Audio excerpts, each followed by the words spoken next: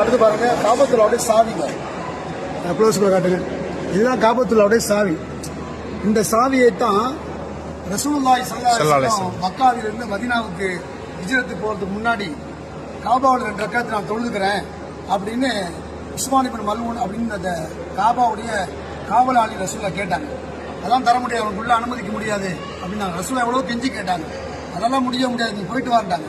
அப்ப ரசூலா சொன்னாங்க, ஒரு காலம் வரும், நான் இருக்கும் இடத்தில் நீ இருப்பாய், நீ இருக்கும் இடத்தில் நான் இருப்பேன், அப்போது பார்த்துக் கொள்கிறேன் சொன்னாங்க.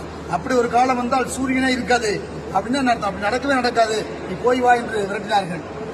காபாவை பார்த்துக் கொண்டு அழுது கொண்டே சொன்னார்கள், காபாவை உன்னை பார்த்து உன்னை பிரிந்து செல்ல எனக்கு ஒரு காலத்திலும் மனமில்லை, வேறு வழி இல்லை, போகிறேன், திரும்பி வருகிறேன் அப்படின்னு வந்தாங்க. கரெக்டா வந்தாங்க. பத்துகை மக்கா வெற்றி கொள்ளப்பட்டது. வந்து நின்று ரசூலா சொன்னாங்க, எல்லா சகாபாக்களும் காபாவுடைய வாசல்ல ரசூலுல்லாஹ்வுக்கு சாவி கொடுக்க மறுத்தார். காபா 2 ரக்காத் தொழுவதற்கு அனுமதி இல்லை அப்படின்னு காபாவை பூட்டினாரு. அந்த உஸ்மான் இப்னு மல்ஊனை கூப்பிட்டு, உஸ்மான் எங்கே அப்படின்னு கேட்கும்போது அவர் நடுங்கி போய் என்ன செய்ய போறாங்களோ, மக்கா வெற்றி கொள்ளப்பட்டது, நம்மளை சிறை சேதம் செய்து விடுவார்களோ, நாடு கடத்தி விடுவார்களோ அப்படின்னு சொல்லி பயந்து கொண்டே வந்தார்கள். ரசூலுல்லாஹ் வாங்க கூப்பிட்டு கையில் தோல்ல கை போட்டு சொன்னாங்க, கவலைப்படாதீங்க, இந்த சாவியை நான் யாரிடம் கொடுக்க போகிறேன் தெரியுமா?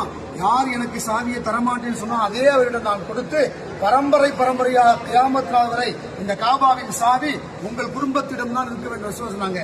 இந்த தேதி வரை, நவம்பர் 28ஆம் தேதி, இந்த தேதி வரை 2025ஆம் ஆண்டு வரை அந்த உஸ்மான் அவருடைய குடும்ப பாரம்பரியத்தை சாவி கொடுத்திருக்காரு.